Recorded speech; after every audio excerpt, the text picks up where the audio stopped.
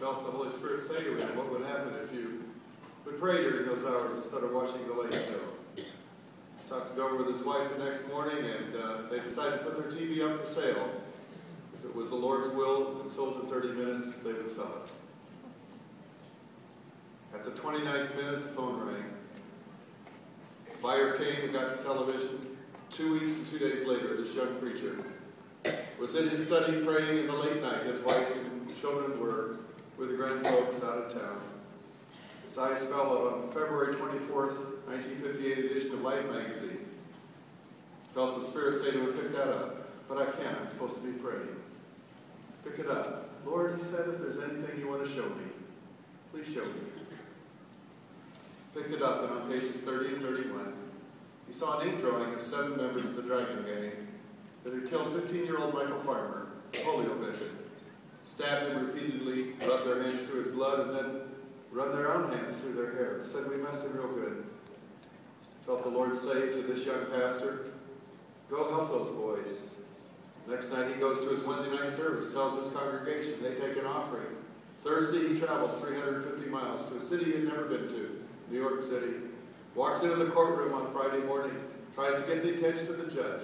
Judge throws it out in the courtroom, thinking he might be some kind of a wacko person. As he's leaving the courtroom, the newspaper photographers say, hey preacher, what you got under your arm? And it's a Bible. He holds it up. They snap his picture. It appears in the New York City newspapers. 2 days later, he's out on the streets in the cold winter of New York, talking with gang members, witnessing, and they say, are you that preacher that tried to help the gang, the Dragons? He said he was.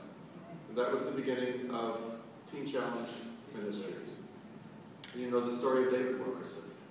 Today, David and his wife, Gwen, were driving in the vicinity of Tyler, Texas, and were involved in a tragic automobile accident, and David has gone to be with the Lord.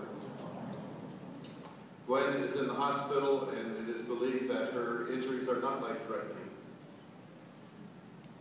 Bonnie, David's daughter, some time ago did a needlepoint that hangs in David's office that says, my dad is famous not for who he is, but because he dared to listen when God wanted to hold conversation. Around the world tonight, in Teen Challenge centers, almost too numerous to count, there are approximately 24,000 men and women that are going through deliverance and salvation. Salvation and deliverance from life-controlling issues.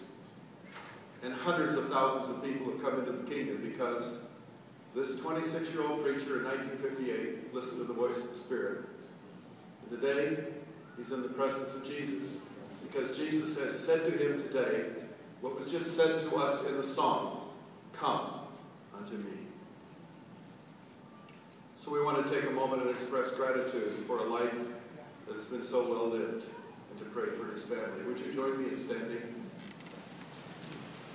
We are also a Pentecostal.